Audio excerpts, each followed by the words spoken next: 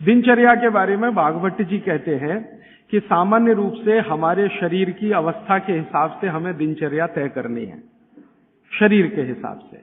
सबके लिए ये जर्नल नहीं है, ये ध्यान रखना।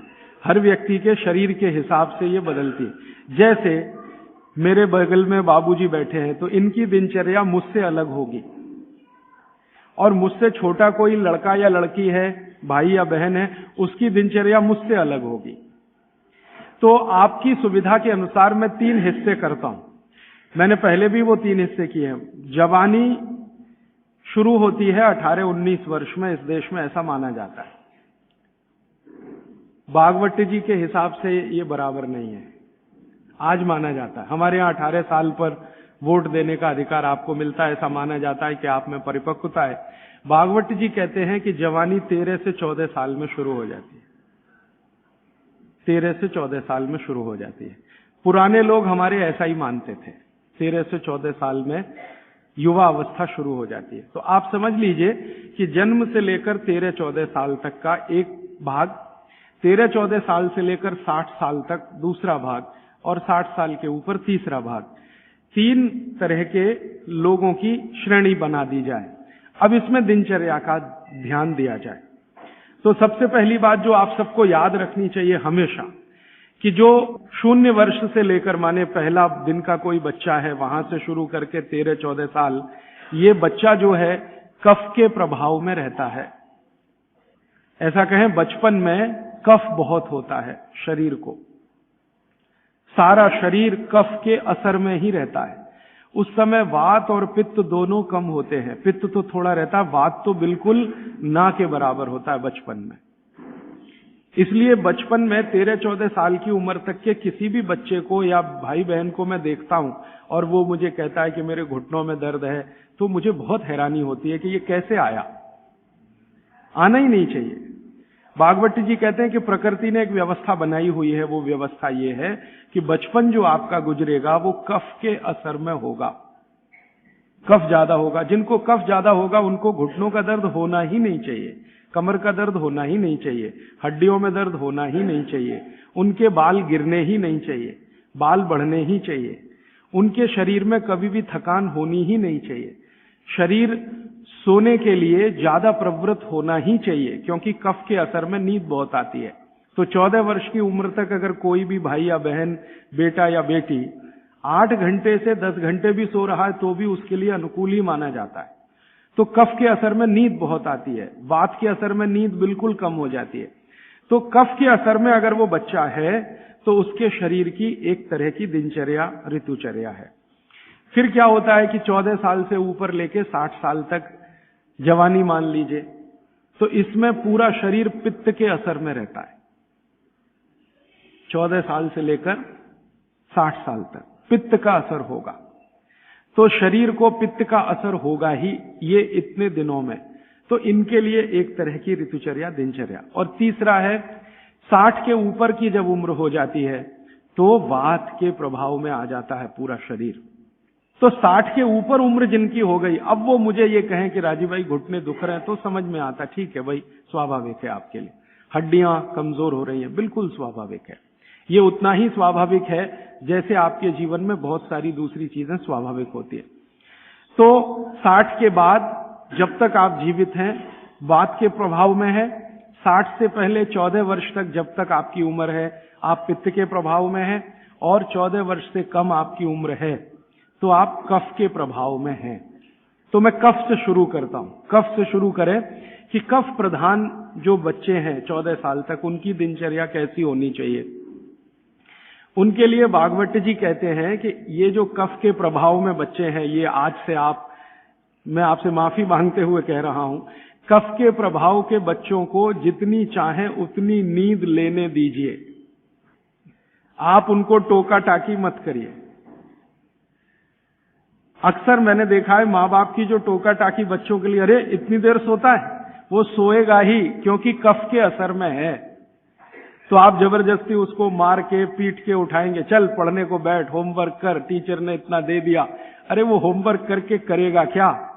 अगर वो अपने कफ के असर में है वैसी उसकी दिनचर्या रखिए। तो भागवत जी कहते हैं कि जो कफ के असर में है उसको 10 घंटे तक की नींद स्वीकृत है, माने 10 घंटे तक वो 24 घंटे में सो सकता है।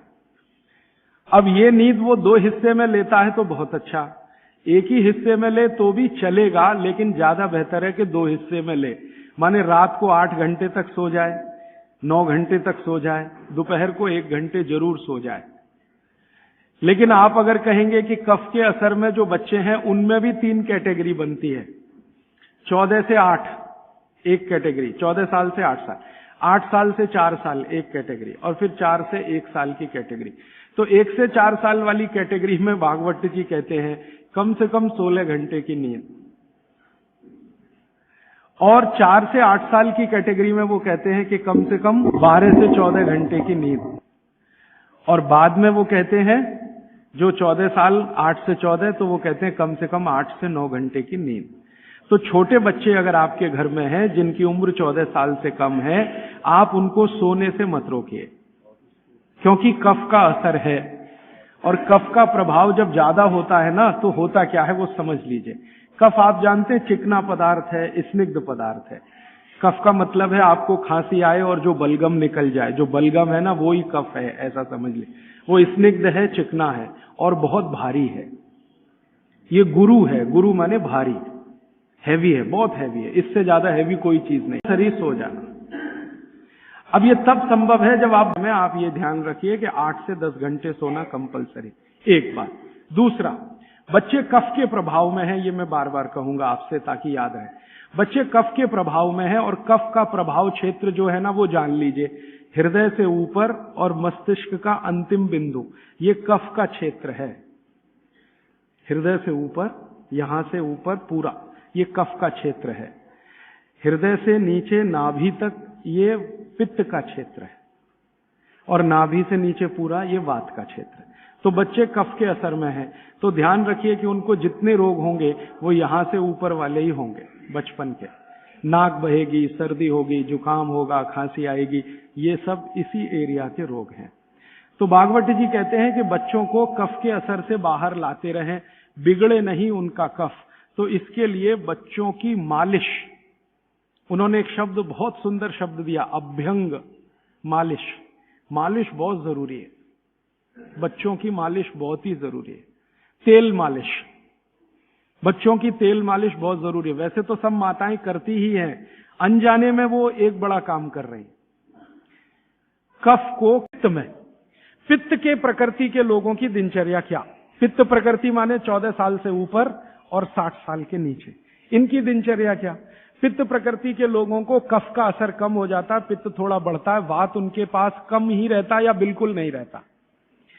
अब पित्त प्रकृति के लोगों को ज्यादा सोना जरूरी नहीं है, उनका पित्त है, कफ तो ऐसे ही शांत है, तो ज्यादा सोना जरूरी नहीं। माने पित्त प्रकृति के लोग अगर 8 घंटे सो रहे हैं, 7 घंटे सो रहे हैं तो भी चलेगा। न्यूनतम नींद कितनी होनी चाहिए? आप कहें पित्त प्रकृति के सब लोगों को जिनकी उम्र 14-15 साल से लेकर 60 साल है, इनकी कम से कम नींद 8 घंटे की रहे तो अच्छा है। लेकिन इससे भी कम रह सकती है क्या? 7 घंटे हो सकती है, लेकिन उसके लिए थोड़ा प्रयास करना पड़ेगा। 6 घंटे भी हो सकती है, 6 से कम नहीं और 8 से ज्यादा नहीं, ऐसे मान लीजिए। तो पित्त प्रकृति के लोगों को 6 घंटे से कम नहीं सोना, 8 घंटे से ज्यादा नहीं सोना। अब उसके हिसाब से दिनचर्या तय करिए। तो 8 बजे सो जाएं, मान लो आप भी ऐसे ही माने। भागवत जी कहते हैं सूर्यास्त के 2 घंटे बाद सो जाएं, बच्चे भी बड़े भी। तो 8 बजे आप सो जाएं, तो 8 से 8 4 बज गए ना, 4 बजे उठें। आपके लिए उठना बहुत जरूरी है। ब्रह्म मुहूर्त में पित्त प्रकृति के लोगों का उठना बहुत आवश्यक है। बच्चे ना उठें तो चलेगा, आपको तो उठना बहुत जरूरी है। क्यों? अगर आप 4 बजे उठते हैं तो अगला पूरा दिन आपका बहुत बेहतरीन और व्यवस्थित है, और 4 के बाद उठेंगे तो पूरा दिन डिस्टर्ब है। क्यों? क्योंकि जो जो करना है आपको वो 4 बजे से लेके ही शुरू होगा। 4 बजे उठे, आपने पानी पिया, जो मैंने पहले ही बता दिया, ऊषा पान जिसको कहते हैं। फिर शौच आदि के लिए आप गए, 10-15 मिनट मान लीजिए उसमें गया, फिर बाहर आप निकले, दंत धावन शब्द इस्तेमाल किया, दंत ध्यान रखिए। अब आपने दांत वात साफ कर लिए, अब आपकी आगे की जो दिनचर्या है वो कैसी होगी? आपको जो है ना, पित्त प्रकृति के लोगों को मालिश भी करना है, व्यायाम भी करना है। बच्चों के लिए तो सिर्फ मालिश है, आपके लिए मालिश भी है, व्यायाम भी है। तो अब आप में कई बार कंफ्यूजन ऐसा होगा कि व्यायाम पहले करें कि मालिश पहले करें। तो भागवत जी ने क्लियर कहा है कि वात के जो रोगी हैं उनको मालिश पहले, व्यायाम बाद में। और पित्त के जो रोगी हैं, रोगी से मतलब आप पित्त के असर में हैं, तो व्यायाम पहले, मालिश बाद में। तो आपको व्यायाम पहले करना है, मालिश उसके बाद करनी है।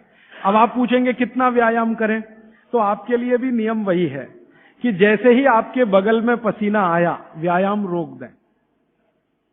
जैसे ही बगल में पसीना आया, व्यायाम 20 मिनट में पसीना आ जाएगा, उतना काफी। फिर उसके बाद मालिश। आपको भी मालिश जरूरी है, क्योंकि आपको भी कफ का असर ना बढ़े और आपका विकृत ना हो। तो आपको भी बच्चों की तरह ये बात ध्यान रखनी है कि सिर की मालिश ज्यादा, कान की भी मालिश ज्यादा, और बाकी शरीर की तो करनी है। और शरीर में सबसे ज्यादा मालिश तलवे की, पांव की। मालिश के बाद स्नान, स्नान उसी तरह से उबटन आदि से, और फिर भोजन, भोजन के बाद विश्राम 20 मिनट, फिर आपका काम, फिर रात्रि का माने शाम को 6-7 बजे का भोजन। इस तरह का नियम है पित्त वालों का।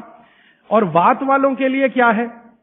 जिनकी उम्र 60 के ऊपर है उनके लिए भागवती जी कहते हैं व्यायाम निषेध। जैसे बच्चों को निषेध, वैसे उनको निषेध। उनके लिए मालिश बहुत जरूरी, जैसे बच्चों की वैसे वात वालों की। माने बुजुर्ग लोगों को मालिश बहुत जरूरी है, व्यायाम से भी ज्यादा। और मालिश करते समय ध्यान रखना है, सिर, तलवे 2 चीज है, और कान भी। तो मालिश आप करें, व्यायाम करें तो बहुत ही हल्का फुल्का करें। लेकिन यह नियम भागवत जी ने नहीं बताया कि आप व्यायाम तब तक करें जब तक बगल में पसीना ना आए, क्योंकि एक उम्र के बाद पसीना बहुत कम हो जाता है। तो हो सकता है 1 घंटे तक भी ना आए और आप करते रहे।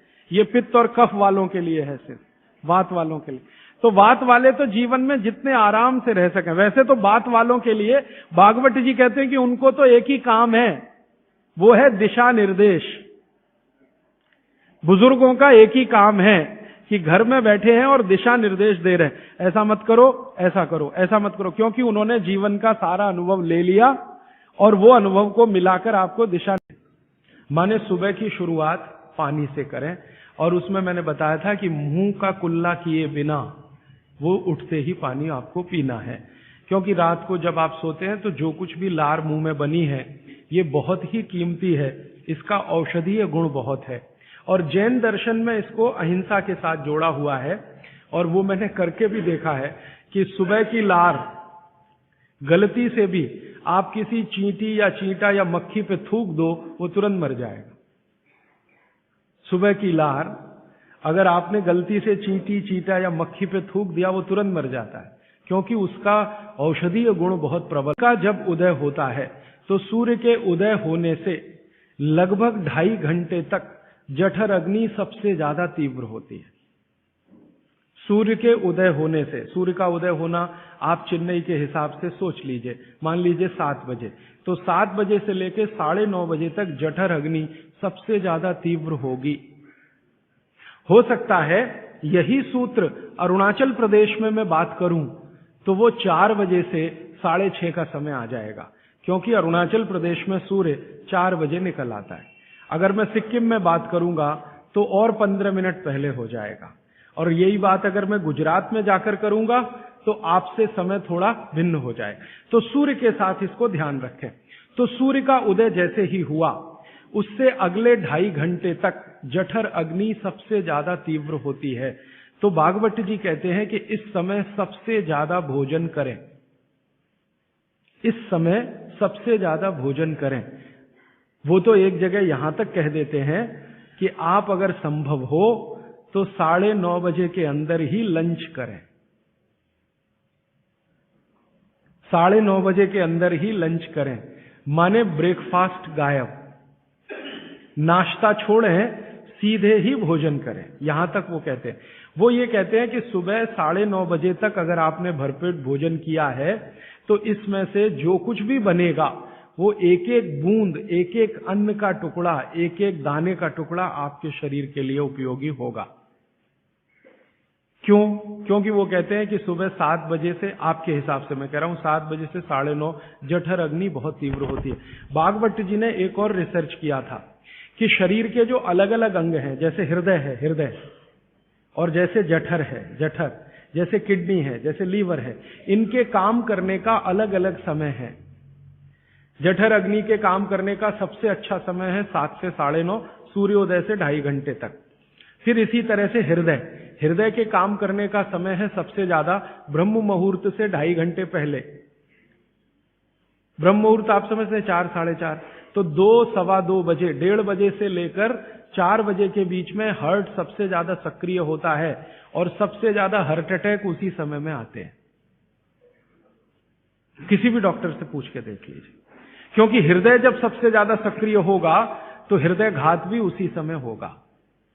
इसलिए 99% हार्ट अटैक अर्ली मॉर्निंग्स में ही होते हैं, क्योंकि हृदय के काम करने का उस समय सक्रियता सबसे ज्यादा है। इसी तरह हमारा लीवर है, इसी तरह किडनी है। इसकी पूरी एक सूची मैंने बनाई है, बाहर पुस्तकों में है, इसलिए विस्तार में मैं नहीं जाता। संकेत के लिए आपसे कह रहा हूं कि हर शरीर के अंग का काम करने का एक निश्चित समय है, प्रकृति ने तय किया है, उसको भगवान ने तय किया है। तो आपका जठर अग्नि है, ये सबसे अच्छा 7 से 9:30, तो आप भरपेट खाना खाइए, ठीक है। फिर आप बोलेंगे जी दोपहर को खाने में, मैं आपको एक वाक्य में कहता हूं, जो चीज सबसे ज्यादा पसंद है वो सुबह खाओ।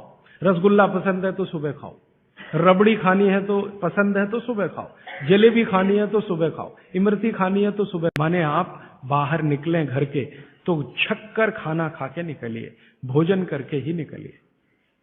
दोपहर को 12 बजे से 1 बजे के बीच में जठर अग्नि की तीव्रता कम होना शुरू होती है, तो उस समय थोड़ा कुछ हल्का खाएं।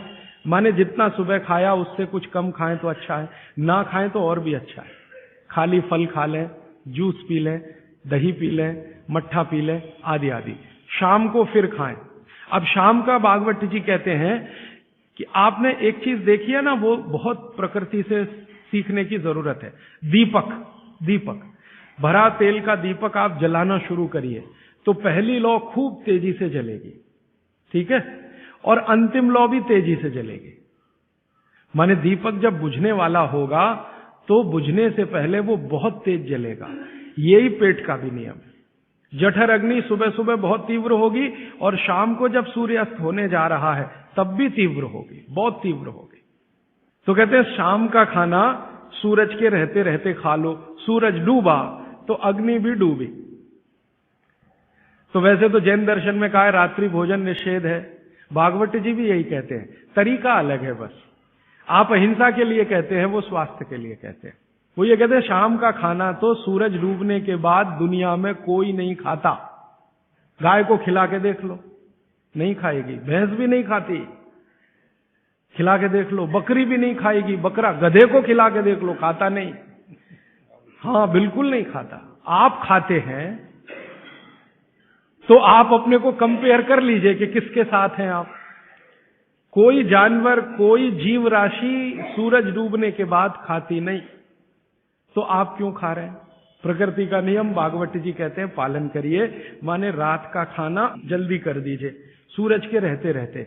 माने 5-6 बजे के आसपास आपके यहां सूरज डूबता है, 6 बजे या 6:30 बजे, वही समय सबसे अच्छा है डूबने से पहले। अब कितना पहले? तो भागवत जी ने उसका कैलकुलेशन दिया है 40 मिनट पहले।